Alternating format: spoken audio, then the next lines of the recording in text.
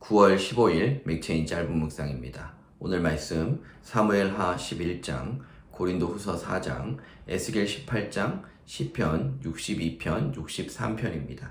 오늘은 어두운 데에 빛이 비치라 라는 제목으로 짧은 묵상을 나누겠습니다. 고린도후서 4장 6절입니다.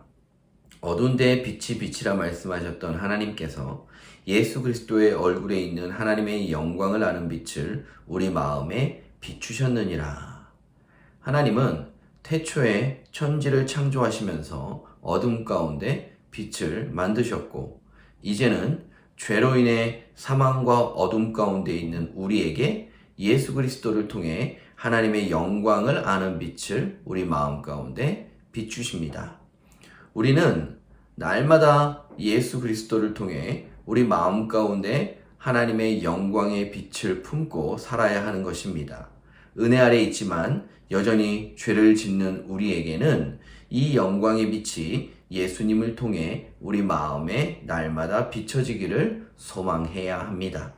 내 안에 있는 어둠, 나의 부끄러움, 이것들이 숨겨져서는 안 됩니다. 수많은 사람들이 자신의 죄악을 감추기 위해 어떻게 스스로 속이고 주변 사람을 다치게 했는지 우리는 잘 알고 있습니다.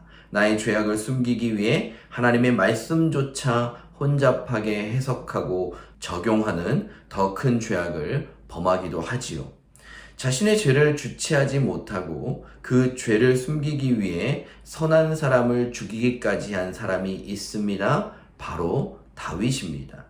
다윗이 물론 완전한 사람은 아닙니다. 크고 작은 죄들이 있겠지요. 하지만 넘어서는 안 될 큰 죄악 하나가 그의 삶에 있는데, 그것이 바로 밧세바와의 동침 사건이며 이를 무마하기 위해 우리아를 죽인 일입니다. 후에 하나님도 다윗에 대해 평가하실 때 이 사건을 언급하는 장면을 확인할 수 있습니다. 개인적으로는 다윗에게 여성 편력이 있지 않나 생각해 봅니다.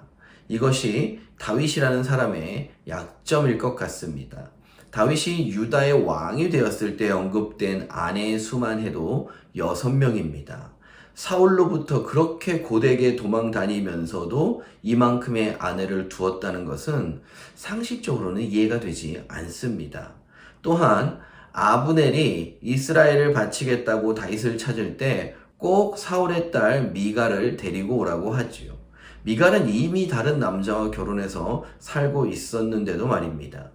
이에 다윗의 여성 편력이 용사들은 전쟁을 치르는 가운데에서 그때에도 한 여성의 아름다움에 감탄하고 그녀가 신실한 용사 우리아의 아내인 줄 알면서도 그녀와 동침합니다.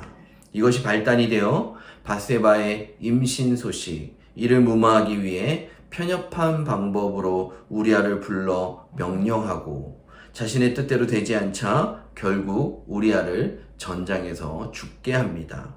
자신의 약점으로 인해 벌어진 죄악을 감추기 위해 속이고 더 큰 죄악을 저지르고 만 것이지요.